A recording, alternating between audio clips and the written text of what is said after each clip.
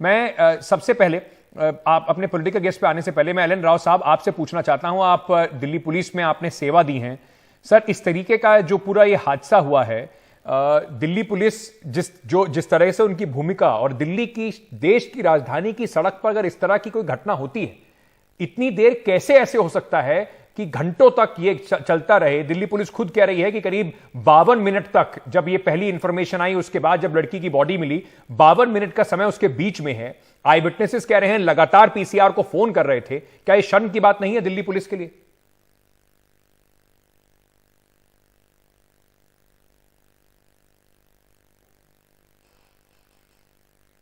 राव साहब, आपने आपको अनम्यूट कर लीजिए प्लीज। देखिए अंकित जी, ये बहुत ही दर्दनाक और शर्मनाक केस जो पहले साल के पहले दिन में ये देखने को मिला। आम जनता को, आपके सारे व्यूअर्स को और पूरी दिल्ली की जनता नहीं, पूरी भारत की जनता इससे परेशान है। ये वास्तव में बहुत ही जघन्य अपराध हुआ है। बट यहाँ पर पुलिस की भूमिका की बात जहां तक की जाए, इनिशियली पुलिस ने, मैं समझता हूँ पीसीआर की गाड़ी, जैसे सेंगर जी बता रहे थे, पुलिस को प्रॉम्प्ट एक्शन के लिए पुलिस कंट्रोल रूम की गाड़ी, पीसीआर जिसको कहते हैं, उसको रखा गया था डिस्ट्रेस कॉल के लिए। इमीडिएटली डिस्ट्रेस कॉल जब भी मिलती है तो इनका रेस्पॉन्स टाइम, पहले हमारे दिल्ली पुलिस में जब था तब इनका 3 से 2.5-3 मिनट 4 मिनट तक रेस्पॉन्स टाइम होता था, यानी कॉल करने के बाद इतने मिनट में गाड़ी पहुंचनी चाहिए। लेकिन यहाँ पर इस केस में आपने जैसा बताया कि पौने घंटे तक भी गाड़ी वहां पर कॉल करता रहा आदमी और पहुंची नहीं। क्या वजह रही है ये एक जांच का विषय है। उसके बाद जो हुआ, इसमें इनको लोगों को पकड़ लिया, बड़ी अच्छी बात है, पुलिस ने प्रॉम्प्ट एक्शन लिया, गाड़ी नंबर मिला, गाड़ी का आदमी को ढूंढकर उसके बाद उन 5 को राउंड अप कर दिया। यहां तक बहुत जल्दी कार्रवाई की पुलिस ने, इसमें कोई डाउट नहीं, तारीफ के काबिल है। लेकिन उसके बाद जो कार्रवाई हुई वो मैं क्या, कोई भी आदमी समझ से बाहर है कि उन मुलजिमों ने जैसा बताया उसको मानकर इन्होंने पहले सिंपल एक्सीडेंट का केस दर्ज किया, जो कि बेलेबल ऑफेंस है 279304 आईपीसी का। वो बिल्कुल गलत है, क्योंकि उन्होंने ये कहा कि म्यूजिक की आवाज में हमें सुनाई नहीं दिया। जैसे आपने कहा, गाड़ी के नीचे कोई कंकर भी लगता है, कोई चीज अलग जाती है तो गाड़ी एकदम, पहली बात तो यह कि एक्सीडेंट होते ही एक आदमी, मानवीय हमारा एक कर्तव्य है कि हम गाड़ी को एकदम रोकें, उसमें देखें कोई किसी को आदमी को चोट तो नहीं लगी, अगर चोट लगी तो उसको हॉस्पिटल पहुंचाएं।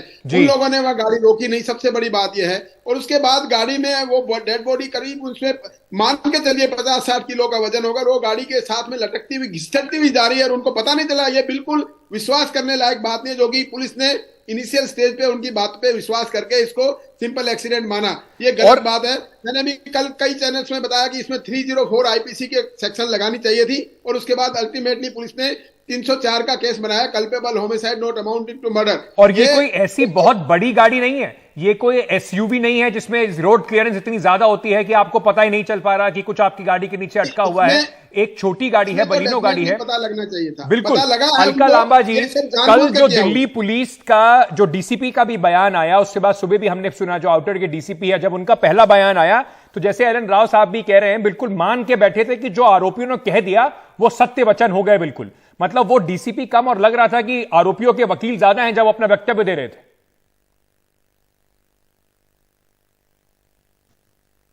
बिल्कुल अंकित जी, ये घटना शर्मसार करने वाली और दर्दनाक घटना है। महिला सुरक्षा एक राजनीतिक मुद्दा था 2012 दिसंबर निर्भया में, और 2022 दिसंबर में भी महिला सुरक्षा मेरे लिए बड़ा मुद्दा है। कहां पहुंचे इन 10 सालों में? जो सड़क पे थे आज सत्ता में है।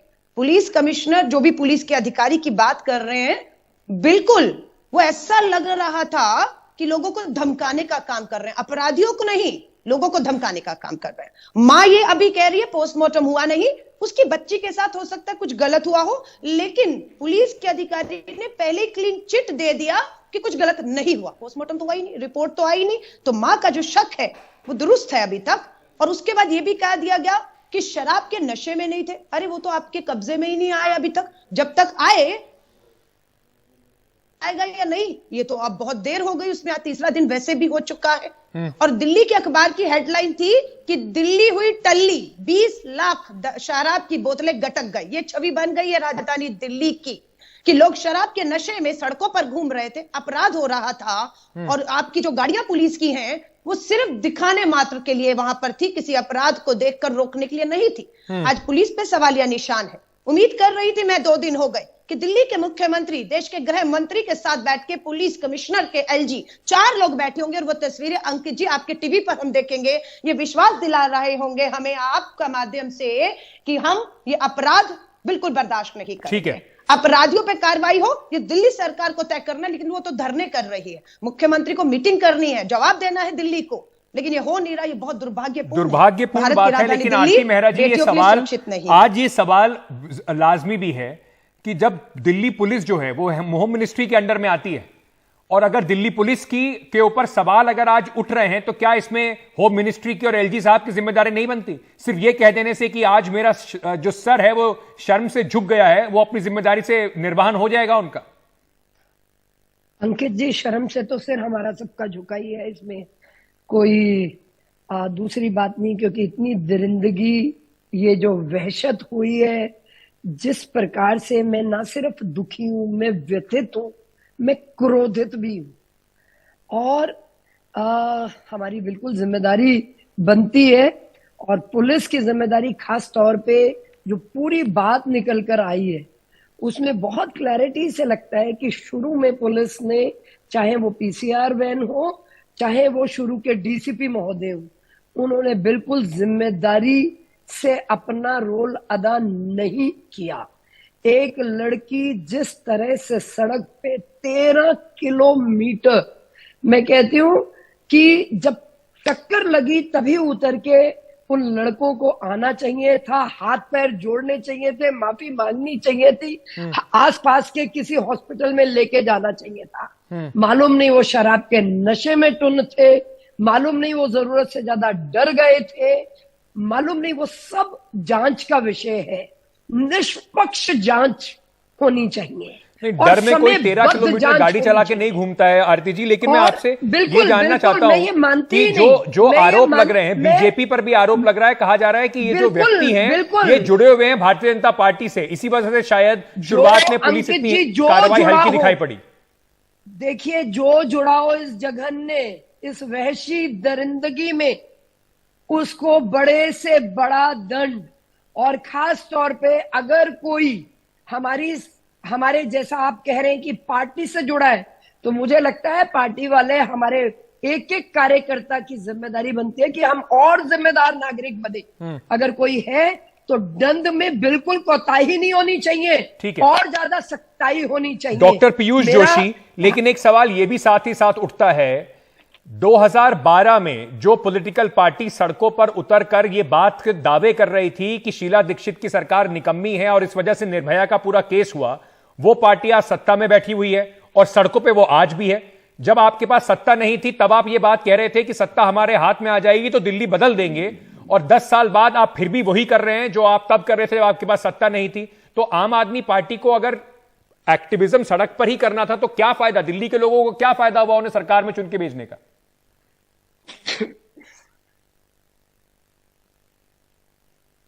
सर, अपने आपको अनम्यूट कर लीजिए प्लीज।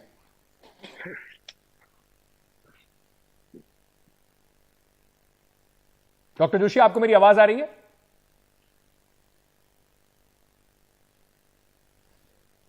आपका ऑडियो में कुछ परेशानी है, मैं उसको ठीक कराने की कोशिश करता हूं। पर अलका जी, जो कल तक दावा हो रहा था, 2010 में निर्भया वाला जब केस हुआ था तब पूरा दावा हो रहा था कि पुलिस, तब भी उन्हें पता था कि एमएचए के पास में है, अभी भी एमएचए के पास में है, लेकिन तब दावा यह था कि हम सत्ता में आ गए तो दिल्ली को बिल्कुल सब चीजों से बिल्कुल चाक चौबंद कर देंगे, सुरक्षा की बात, लड़कियां महिलाएं तब सुरक्षित हो जाएंगी।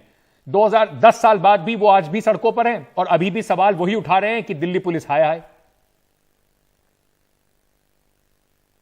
अंकित जी, दिल्ली के मुख्यमंत्री का ट्वीट आया है, फांसी की सजा हो।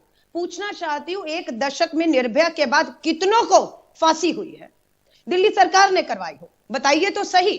हर बार एक ट्वीट करके अपनी जिम्मेदारी छोड़ देना और भाग जाना। शीला दीक्षित जी से जवाब मांगते थे निर्भया में, 1 दशक से सत्ता में आप हैं, ट्वीट तक ही आप सीमित हैं।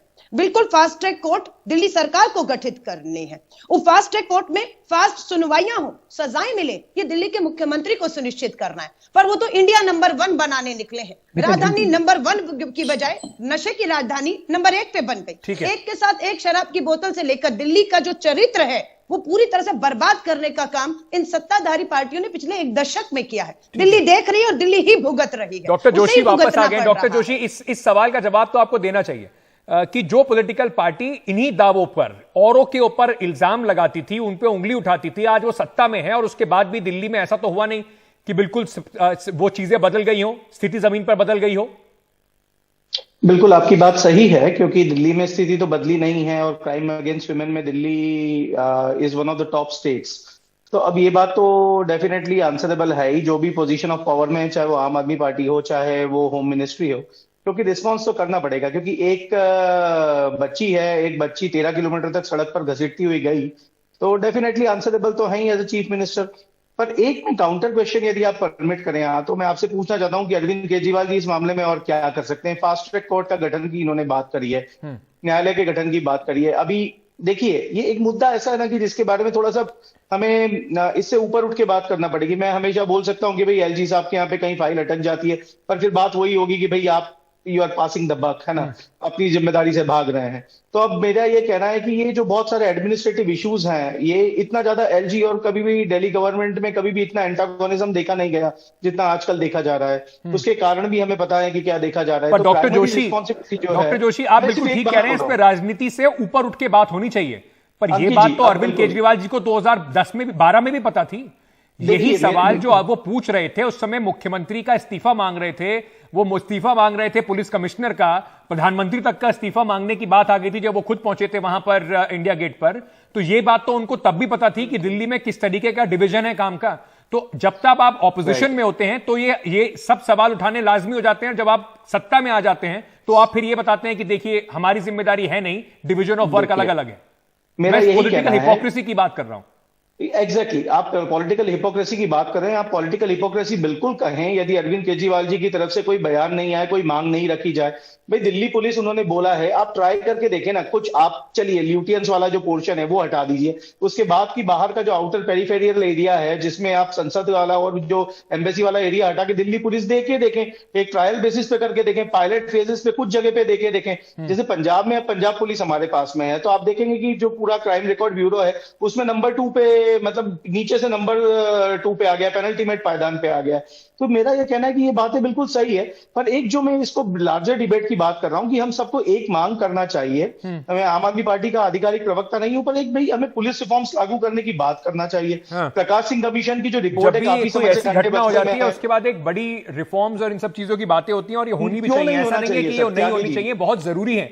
ये सारे एस्पेक्ट बहुत जरूरी है, इन पे बात होना जरूरी है। पर आरती मेहरा जी, जैसे आप सुन रहे हैं, डॉक्टर जोशी भी यही बात कह रहे हैं कि देखिए हमारे हाथ तो बंधे हुए हैं, हम ट्वीट ही कर सकते हैं और हम प्रदर्शन भी कर सकते हैं, हम ये बता सकते हैं कि दिल्ली पुलिस किस तरीके से नाकाम रही है। आप एक्सपेरिमेंट के तौर पर कम से कम पुलिस हमारे हाथ में देके तो देखिए, हम बदल देंगे स्थिति।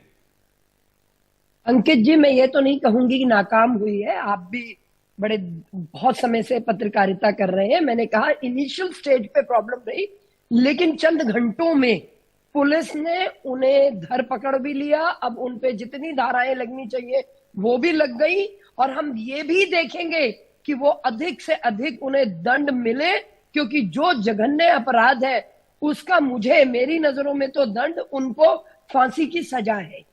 तो उससे मुझे ऐसा लगता है कि चाहे वो शराब के नशे में थे, और उन पुलिस वालों को जो पीसीआर में, जैसा कि चश्मदीद गवाह ने बताया कि हमारी स्पीड इतनी कम थी और वो पीछे से, और 13 किलोमीटर की बात हुई और यू टर्न कर करके आए और तब भी पीसीआर नहीं पहुंची, तो उन पीसीआर अधिकारियों को न सिर्फ सस्पेंड किया जाए। आरती जी, आपको लगता है कि कहीं ना कहीं ये जो कंफ्यूजन है ये इस वजह से भी है क्योंकि एक कंपटीशन चल रही है कि दिल्ली का असली सीएम कौन है? इसी बात की कंफ्यूजन लोगों को समझ में नहीं आती। एलजी साहब और केजरीवाल साहब इसी कंपटीशन में लगे हैं कि ज्यादा से ज्यादा ये दिखा सके कि उनमें से ज्यादा जिम्मेदार कौन है, दिल्ली के लिए काम कौन कर रहा है। अंकित जी, इतने एनार्किस्ट लोगों के हाथ में दिल्ली जो कि राजधानी है वो तो दी नहीं जा सकती। बट लेकिन पहले का सच भी ये है कि जब भारतीय जनता पार्टी थी और भारतीय जनता पार्टी की केंद्र में भी सरकार थी, ये तब भी नहीं हुआ। जब कांग्रेस थी और कांग्रेस की ही सरकार सेंटर में थी, ये तब भी नहीं हुआ, और ये अभी भी संभव नहीं है। दिल्ली राष्ट्र की इतने बड़े तो आप खुद क्लीन चिट दे रही हैं मुख्यमंत्री को कि उनके हाथ में पुलिस तो है नहीं, तो वो क्या कर सकते हैं? पार्डन मी, आप खुद क्लीन चिट दे रही हैं मुख्यमंत्री को कि उनके हाथ में पुलिस नहीं है, वो क्या कर सकते हैं? तो जाने की जिम्मेदारी सिर्फ एलजी और एमएचए की है? नहीं, जिम्मेदारी उनकी भी है। जिम्मेदारी दिल्ली के उसमें उनको बहुत अधिकार मिले हुए। वो रिफॉर्म सेट जो है कमेटी, वो उन्होंने नहीं बनाई। उन्हें हर हॉस्पिटल में क्राइसिस सेंटर्स बनाने थे, वो नहीं बनाए। स्वाति मालीवाल जी सिर्फ ट्वीट कर देती हैं। इंटरनली जो उन्हें करना है, उन्हें अपने ही हॉस्पिटल्स में जो क्राइसिस सेंटर बनाने थे, क्या उन्होंने आज तक बनाए? बहुत सारे ऐसे विषय जो उन्हें करना है महिला सुरक्षा से, ठीक है, जिनका बजट इनके पास है। आप एक बहस उस पे रख अलका जी, कैसे दिल्ली के मुख्यमंत्री की जिम्मेदारी बनेगी अगर पुलिस एलजी के एमएचए के अंडर है? यहां पर एक रोज आजकल दिल्ली के मुख्यमंत्री और एलजी के बीच में खींचतान रहती है। मुख्यमंत्री कहते हैं मेरे हाथ में है ही कुछ नहीं, सारी फाइल तो एलजी रोक लेते हैं, मैं क्या करूं? अंकित जी, ये जो बातें आप मुझे बता रहे हैं, इसका खामियाजा भुगतना किसको पड़ रहा है? मेरी और आपकी दिल्ली को भुगतना पड़ रहा है ना। क्यों नहीं मिलकर बैठ सकते हैं? क्यों नहीं, बताइए तो सही, क्या दिक्कत क्या है? देश के गृह मंत्री, दिल्ली के मुख्यमंत्री, कमिश्नर, एलजी, 4 लोग टेबल पे बैठकर बात क्यों नहीं कर सकते आप? कौन सी आपकी ईगो, कौन सी सत्ता का अहंकार आ रहा है आपके आड़े कि दिल्ली की बेटियां इस हालात में हैं कि घसीट घसीट के उनकी मौत की जा रही है, और आप अपने आपसी विवादों का जिक्र टीवी पर आज भी आपका कर रहे हैं। उस मां और पिता पर सोचिए, अगर डिबेट को सुन रहे होंगे, क्या बीत रही होगी जो न्याय की उम्मीद उनसे कर रहे हैं, जो सत्ता में है, और वो ये बता रहे हैं कि नहीं, एलजी की सीएम से बन नहीं रही है, वो बात नहीं कर रहे हैं, फाइलें उलझी हुई हैं, रिफॉर्म्स की जरूरत है। ये रिफॉर्म्स की बात कब आती है? जब ऐसी घटना होती है तो 1 घंटे की टीवी डिबेट में रिफॉर्म्स सबको याद आ जाते हैं। पूरा 1 साल, पूरे 10 साल, 1 दशक होने वाला इनके पास, दोनों के पास सत्ता है, जो निर्भया पे सड़क पर थे। जिन्हें दिल्ली को कहूंगे, दिल्ली के लिए की जिंदगियां आपके हाथ में है। मत छोड़िए इन सत्ताधारियों। निर्भया फंड को लगाना है, जिन्हें निर्भया फंड दिया गया है, उन्हें निर्भया फंड को का अपने फर्ज नीचे ईमानदारी से अपनी ड्यूटी को बहुत से पुलिस अधिकारियों ने अपनी जान देकर निभाया है। मैं उन सभी पुलिस अधिकारी जो अपनी मैं सिर्फ ये इसलिए मैं चुप बैठ के सुन रहा था कि अगर देश की जनता और दिल्ली के लोग अगर इस वक्त सुन रहे होंगे तो सच में ये बात सोच रहे होंगे कि क्या इसके इतर भी राजनीतिक दल कुछ कर सकते हैं कि तुम्हारी जिम्मेदारी मेरी जिम्मेदारी? क्योंकि डॉक्टर जोशी, जैसे आप बता रहे थे कि रिफॉर्म्स हो जाने चाहिए, जो महिला सुरक्षा का मामला है, आपने भी बड़े बड़े दावे हुए थे कि भाई मार्शल्स भी लगेंगे, हर जगह पे हर ब्लैक स्पॉट को लिट कर दिया जाएगा। आप बता दीजिए निर्भया फंड का कितना इस्तेमाल दिल्ली सरकार ने करा है पिछले 5 सालों में? और अगर आप नहीं बता पाते तो मैं आपको आंकड़े बताता हूं, दिल्ली सरकार ने कितने जो उनके पास निर्भया फंड आए थे उसका इस्तेमाल किया है। यहीं से इनकी नीयत का भी पता चलेगा। खबर है। मेरा ये कहना है कि मैं कहीं भी डिसएग्री नहीं कर रहा हूं। यदि कहीं पे भी लैप्स है तो everyone should be held accountable, क्योंकि ये बहुत हो चुका है। और ये जिस तरीके से चल रहा है, इस तरीके से तो बिल्कुल नहीं चलना चाहिए। ये बात तो आप भी जानते हैं, हम भी जानते हैं, और मैं कहीं भी इसमें बचाव करने की कोशिश कर ही नहीं रहा हूं। यदि कहीं पे लैप्सेस हैं, ब्लैक स्पॉट्स अभी भी हैं, हम जानते हैं दिल्ली के अंदर हैं अभी भी, वो सब चीजें करेक्ट होना चाहिए। और करेक्ट करने की जो चीज की जिम्मेदारी आम आदमी पार्टी की होती है, they should take the responsibility, और उनको ठीक करना चाहिए, करना है, क्योंकि जनता ने आपको चुना ही भाई इसलिए है, तो आपको करना ही पड़ेगा, ठीक। और यदि नहीं कर रहे हैं तो देन हेड शुड रोल, ठीक है। तो ये बात तो बिल्कुल सही है। पर मेरा ये कहना है कि भाई आप मान लीजिए कि अभी आप बोलते हैं कि पुलिस रिफॉर्म्स कमीशन, अब आप बताइए, यदि पुलिस रिफॉर्म्स की बात यदि हम इन मौकों पे भी नहीं करेंगे तो हम किन मौकों पे करेंगे? नहीं, बिल्कुल करेंगे, लेकिन सर इन मौकों पर हम ये भी देखेंगे कि आम आदमी पार्टी के जो विधायक हैं वो सड़क पे उतर के प्रदर्शन जरूर कर रहे हैं, वो एलजी के घर का घेराव जरूर कर रहे हैं, लेकिन मुख्यमंत्री जी ऐसा नहीं हो सकता कि दिल्ली पुलिस कमिश्नर से बात करने चले जाएं या उनके ऑफिस चले जाएं पूछने के लिए कि बताइए दिल्ली पुलिस क्या क्या कर रही है, आप मुझे बताइए, मुझसे क्या सहयोग चाहिए। या वो अमित शाह साहब को चिट्ठी लिख दें, उनसे पूछें कि दिल्ली के अंदर ऐसी घटना हुई है, हम आपके साथ काम करना चाहते हैं, आप हमें बताइए। तो प्रदर्शन अगर कहीं करने के लिए पार्टियां उतरती हैं तो उसका भी तो कोई ना कोई आप राजनीतिक लाभ जरूर उठाना चाहते हैं, पर जो आप बता रहे हैं कि साथ में जिम्मेदारी निभानी चाहिए, उसके ऊपर कोई बात करने को राजी नहीं है। देखिए अंकित जी, आपकी बात ठीक है। मेरा ये कहना है कि यदि प्रदर्शन ना कर रहे हैं तो आप बोले भैया किसी ने आवाज भी नहीं उठाई। प्रदर्शन यदि करें, यदि गुस्सा है भाई, यदि राजनीतिक दलों के कार्यकर्ताओं के अंदर, और यदि वो जवाब मांग रहे हैं तो वो तो उनका राजनीतिक और लोकतांत्रिक दोनों अधिकार है ना साहब। यदि अधिकार नहीं, मैं तो आपको जो आरती मेहरा सर जी है, सत्ता में रह के आपका काम सिर्फ उस गुस्से को सड़क पे उतर के दिखाना नहीं होता, उस गुस्से को चैनलाइज करना होता है, उसके लिए कुछ आपको साधन निकालना भी होता है। तो हर बार सिर्फ यही करना कि हमको जी लोकतांत्रिक अधिकार बिल्कुल है, सभी का है, तो फिर सरकार को छोड़ के सिर्फ हर सरकार यही करना शुरू कर दे कि हम सिर्फ गुस्से में लोगों के साथ खड़े हो जाएंगे। अलका जी, अब मेरे पास बिल्कुल आखिरी मिनट है, आप तीनों को मैं 30 सेकंड अपनी अंतिम बात कहने के लिए देना चाहूंगा इस मामले में। अलका जी, आप शुरू कीजिए। अंकित जी, मैं 5 साल तक विधायक रही, विधायक और सांसद।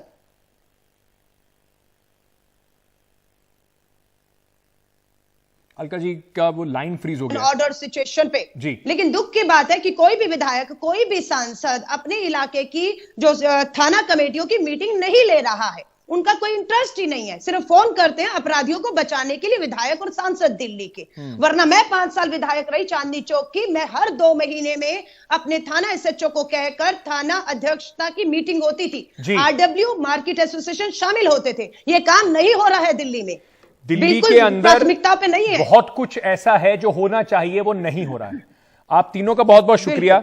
कोशिश यही थी कि ये समझने की कि कहीं ना कहीं क्या कोई दिल्ली के लोगों की सुरक्षा के लिए राजनीति से ऊपर उठ के सिर्फ ये पता करने के लिए कि हमारे ऊपर इल्जाम ना आए, पॉलिटिकल पार्टियां कुछ और कर सकती हैं। क्योंकि ये 2 तस्वीरें जो इस वक्त आप देख रहे हैं ना, ये इसीलिए देख रहे हैं कि सबको सिर्फ राजनीति की पड़ी है, जनता की सुध लेने वाला कम से कम फिलहाल कोई दिखाई नहीं पड़ता है।